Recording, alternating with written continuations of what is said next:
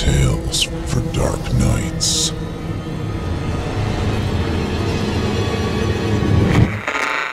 Want to make sure you never miss a Chilling Tales for Dark Nights video again? Be sure to subscribe and hit that bell to turn on notifications. Cal's phone slipped from his hand, landing in his lap, startling him awake. He looked around the room, orienting himself. He was still in the recliner, its familiar comfort grounding him and bringing him back to the present. He dozed off while staring at his phone, which had become his habit lately. Turn on the TV, watch until bored, stare at the phone until passing out. Cal pressed his legs down on the footrest until the recliner retracted, then stood and stretched, listening to the small pops from his spine. From his spot on the couch, George raised his head. The golden retriever watched him as he stood, one eyebrow up, as if he had just been asked a question. "Always vigilant," Cal said to the dog. "Aren't you supposed to be watching the place while I sleep?" George's only response was to lower the one brow and raise the other. Cal patted his thigh. "Come on," he said. "I guess we both need to eat something." He led George into the kitchen. The dog sat patiently as Cal brought out the dry food and filled his bowl. George immediately went to work on it. "I'm glad one of us has an appetite," Cal said. He was rarely hungry and mostly fed himself out of self-preservation. He knew he needed food, but didn't care much if he ate it all. One of the many gifts that depression had generously bestowed upon him. Cal sighed and went into the refrigerator, then peered inside at the meager groceries of a man not too far removed from his divorce. "I'm thinking scrambled eggs," he said, looking back at George. The dog ignored him, preferring to continue crunching away. "Yeah, you're right. Probably should have some toast, too." Scrambled eggs and toast. Cheap, quick, and barely any cleanup afterwards. Plus, cooking and cleaning made him feel like he had accomplished something during the day. Sometimes it was the small victories that made all the difference. Or at least that's what his therapist had said. He gently placed the egg container down on the countertop, then opened the bread. He put 2 slices into the toaster and pushed the handle down. The slots began to glow with a faint orange light as the heating filaments warmed up. Cal reached into the cabinet and grabbed the bowl. George sat and stared at him, the dog's eyes dark and focused. His food was already gone. "You're never satisfied," Cal said. "Well, you're just going to have to see if there's any leftovers because I'm not cooking just for you." Cal cracked an egg on the rim of the bowl in one practiced motion, letting the golden yolk free without spilling a drop on the countertop. "Okay, I might make an extra for you," he said, discarding the empty shell and grabbing another egg. "You've been pretty good today, even though you did fall asleep on the job." There was a metallic pop from the toaster, and George jumped back. The sound, coupled with George's reaction, made Cal jump as well. He felt his breath catch painfully in his lungs, and the egg he was holding slipped from his fingers. Everything slowed. Cal's perception tightened into a single point of focus.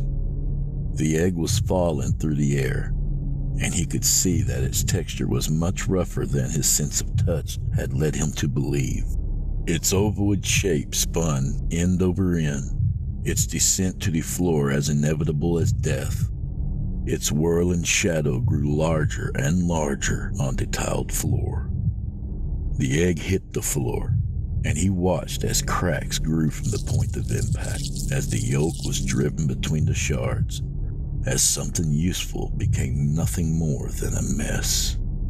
Cal's pulse hammered in the sides of his neck. "You are okay," he told himself.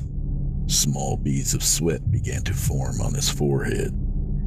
"Everything is fine. Just relax." The fingers of his left hand began to tingle. "Clean this up, and then just go sit down." His knees became weak, the muscles around each joint failing to keep him upright. God damn it," he said, and sat down hard. George was there in an instant, his paws in Cal's lap and his head beneath Cal's chin. Cal raised a weak hand up to the dog's head and stroked the soft fur behind his ears. He let his weight rest on George, who supported him, keeping him from slumping over. "Hey, George," he whispered. "Hey, buddy. I'm okay. I just need to make it to my chair. My medicine is right there on the table. Get the meds. Calm down. And go to sleep. Come on. Let's go." Cal placed his hands on the floor and began to crawl, not trusting himself to stand. George kept his pace, never moving more than a few inches from his side. After an eternity of pulling himself across the carpet, he reached his chair. It was a brown suede mountain, its summit so far away that Cal wanted to weep. He readied himself, reaching an arm up that insurmountable cliffside and gripping it tightly.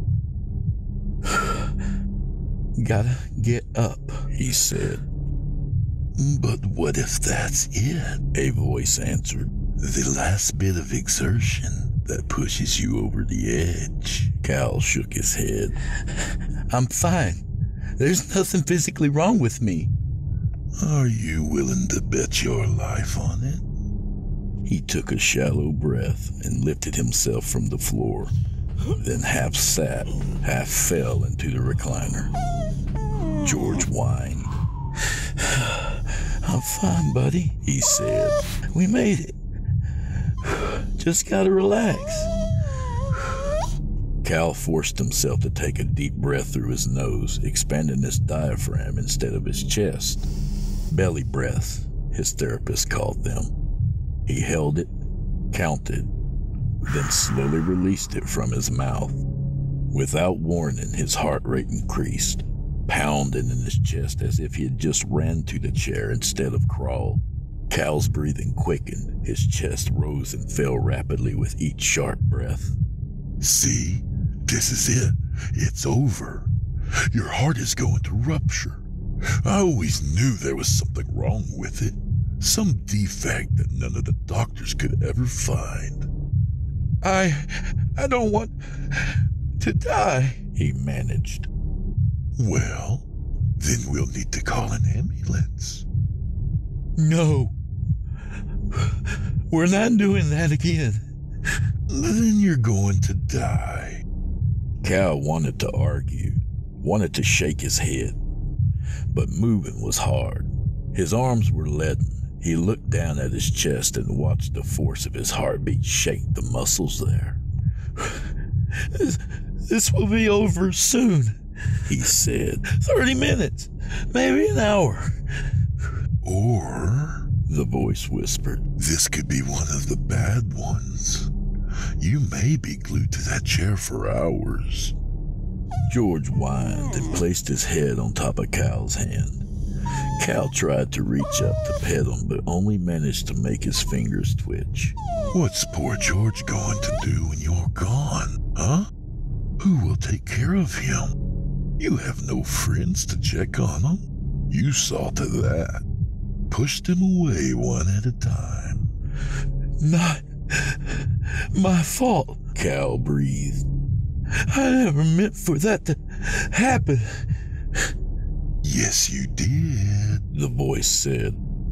They only wanted to help, and you selfishly... "They were better off without me," Cal said. Well, you're probably right about that, the voice tittered. Cal looked to the ceiling and stared at the yellowing paint. "Please, God, stop this," the voice fired back, enraged. There is no God. You know that. But you'll sit there and cry to him like it's going to help. God died on the dirt road like the rest of them. The ceiling changed, glowing faintly like a projection screen. Cal closed his eyes tightly. "No, not tonight. Please," he said. He opened his eyes and the ceiling was back to normal. Cal breathed a heavy sigh of relief. George nudged his hand, and Cal found the strength to pedal. It was a slow process, but better than nothing. He moved to stroke underneath the dog's chin and felt his phone there between George's head and the chair. Good. Now we can call an ambulance, the voice said. Cal wrapped his fingers around the phone and shook his head. I'm going to be fine. I don't need an ambulance. His heart leapt painfully in his chest. Call them, the voice pleaded, before your heart locks up like a clenched fist. It's not my heart, Cal said with a wince. It's the muscles in my chest tightening. My heart is fine. I had it tested last time. A blood clot then, formed in your legs after hours of sitting in this chair, feeling sorry for yourself. It's finally made its way all the way up to your heart.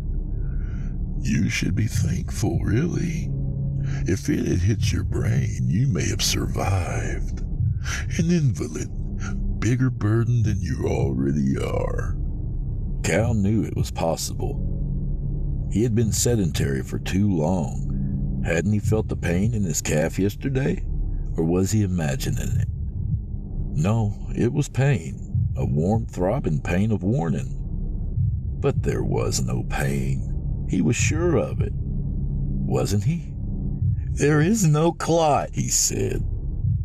But there is. It's traveling, searching for a place to lodge itself and end you. He looked at his phone. Every part of him wanted to unlock it and press those 3 little numbers that would make everything okay.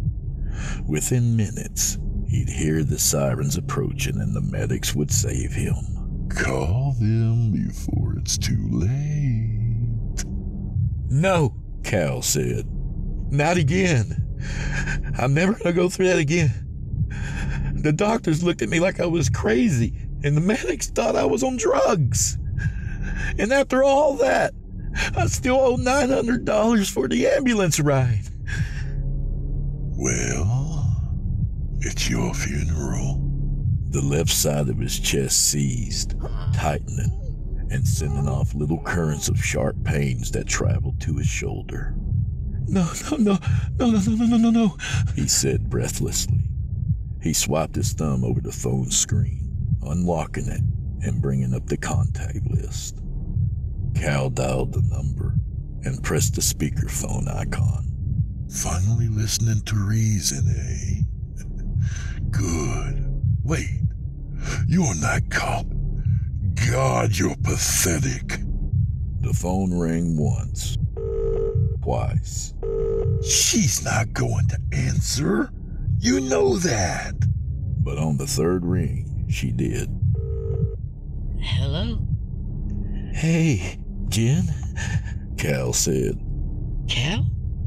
Hey, it's good to hear from you, but now isn't a good time. Cal took a deep breath. Yeah, I'm sorry, I just, You're having a panic attack, she said. I can hear it in your voice. Jesus, Cal. Yes, he said, trying not to cry from the relief of hearing her voice.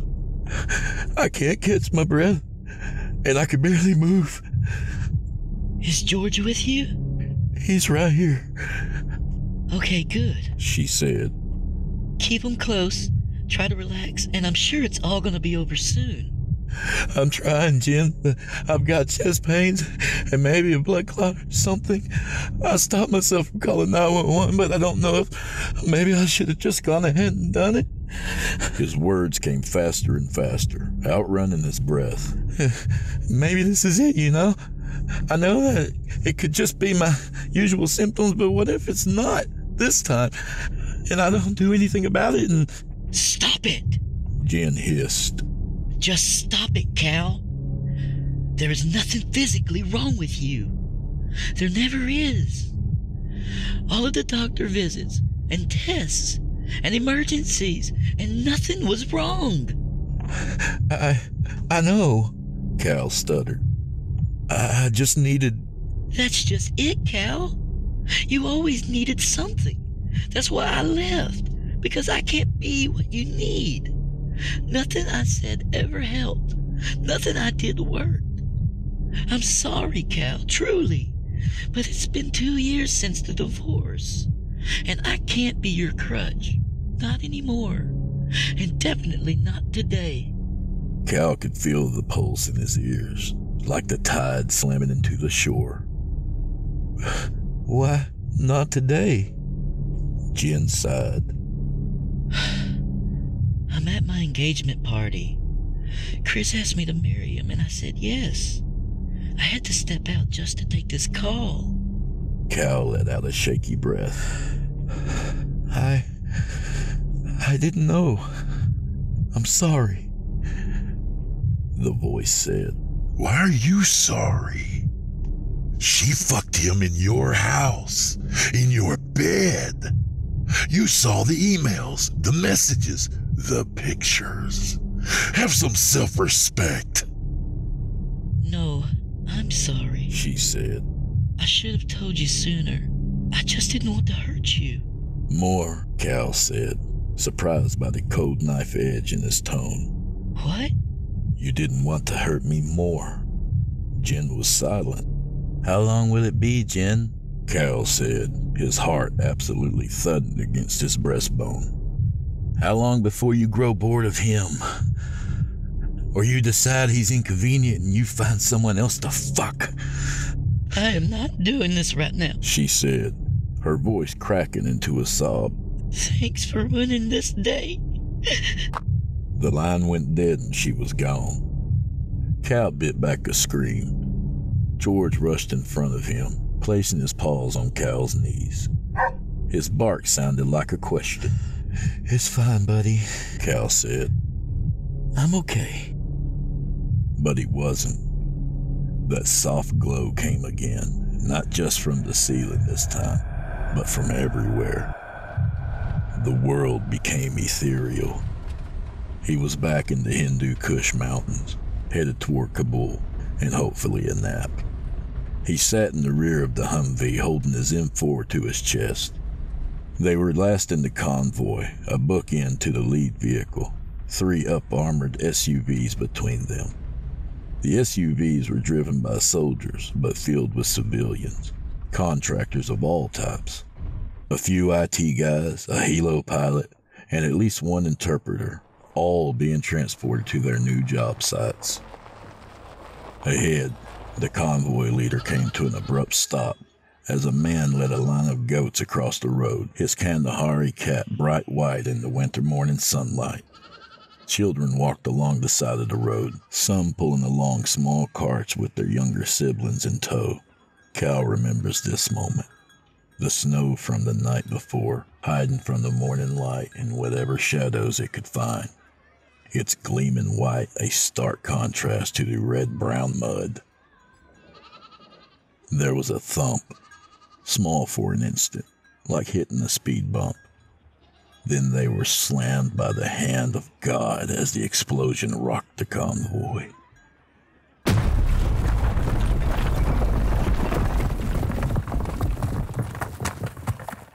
The Humvee flipped, and Cal's world spun with it. Then it was still, and he hung upside down in his seat, the belt saving him from being tumbled like laundry in a dryer. Corporal Laramie's voice cut through Cal's dizziness. Fire! Laramie screamed. Egress! Egress! Cal pulled his seatbelt cutter from the front of his IOTV and hooked it over the belt, then severed it with a quick tug. He fell to the roof but managed to brace himself with his elbow. In the front seat, Staff Sergeant Green's body hung from his seatbelt, unmoving, a shard of metal nearly taking his head off. What was left of his neck released a thick stream of blood in time with his slowing heartbeat, and there was nothing Cal could do. There was screaming as he crawled from the Humvee. From the shadows of alleys came armed men, all crying glory to God. Cal pulled himself up to a kneeling position and leveled his M4, flipping the selector switch to fire. The men began firing first. Small spurts of dust rose from the ground where bullets struck, and all around him was the ping and high whine of lead on steel, bullets against vehicles. Cal opened fire. His first 2 shots went wide, but the third was true, and the fourth. The man closest to him spun and fell in the dirt. He did not rise. That left 4, but Cal didn't even have time to take aim before the staccato rhythm of a machine gun filled the morning. He quickly glanced to his left, and there was PFC Dawson, sitting in the gunner's seat of the lead Humvee. He strafed the gun left to right, creating a cloud of sand and a hail of rocks. Another snapshot in Cal's mind. The 4 men silhouetted in the dust with the sun at their backs as bullets chewed them. They never even cried out, just shook as if dancing, each jerk of their bodies punctuated by bursts of pink mist as the sunlight filtered through their blood. And then it was so quiet. Cal, Laramie, and Dawson stumbled from vehicle to vehicle looking for survivors, but found none.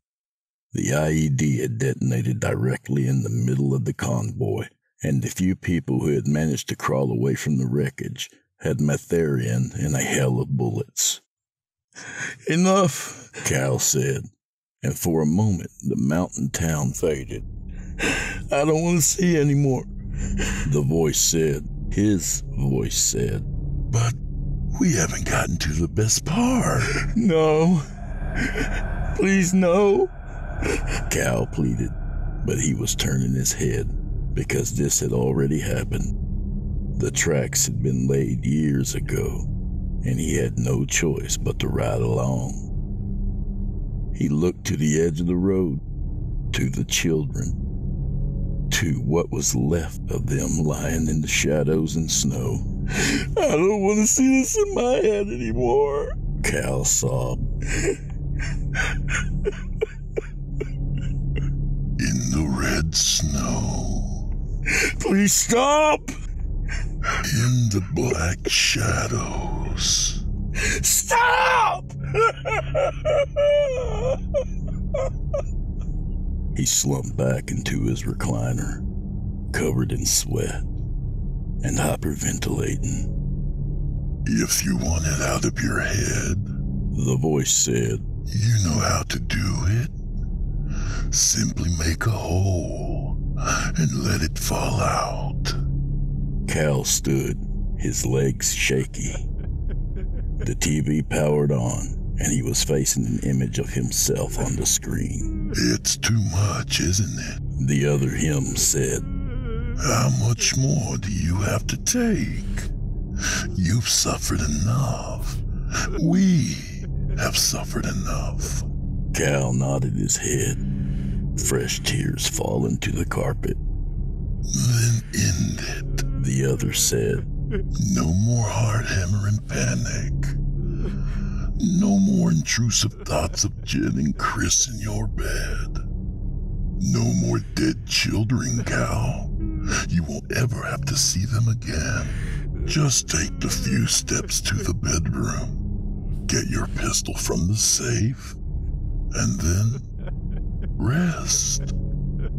Cal stepped toward the bedroom. "Yes, Cal," the other cooed. "It's time to rest." Something brushed past his hand and he stopped. There was George, dropping the orange bottle of Cal's pills to the carpet. He nuzzled against Cal's hand and whined. "Leave him, Cal," the other him said. "He's better off without you. He can have a home with someone better. Someone whole." Cal looked into George's brown eyes and smiled. "No," Cal said. "as shitty as it is, he wants to stay here. With me." He stroked the fur beneath George's chin, then knelt and grabbed the bottle. "No," the other cried. "Don't you dare." He opened the bottle and shook out 2 pills. The other's voice rose into a cry. You want to keep doing this? Why? You fucking coward! You useless cuckold! Oblivion is better than being broken, and you know it! Don't! Cal tossed the pills into his mouth and chewed, staring his other self down as he swallowed the bitter medicine. The TV snapped off. This isn't over, the voice said from far away. One day it'll be the barrel in your mouth instead of the pills. Cal's thoughts began to soften, and he laid down on the carpet. Maybe, he whispered as the med started to work and he began to drift. But not today, asshole. Finally, he slept, his arm around George, the dog's body warm against his side. Cal woke to sunlight piercing through the cracks between the blinds. George lifted his head and stared at him. Hey, boy, Cal said. You ready to go outside? George wagged his tail and bolted towards the back door. Cal followed. Maybe when you come back in, we can have those eggs, huh? He said, opening the door. George shot out like a bolt of golden light, making wide circles in the dewy grass. Cal walked back to the kitchen. The broken egg was still there from last night. He grabbed a handful of paper towels and began to pick up the pieces.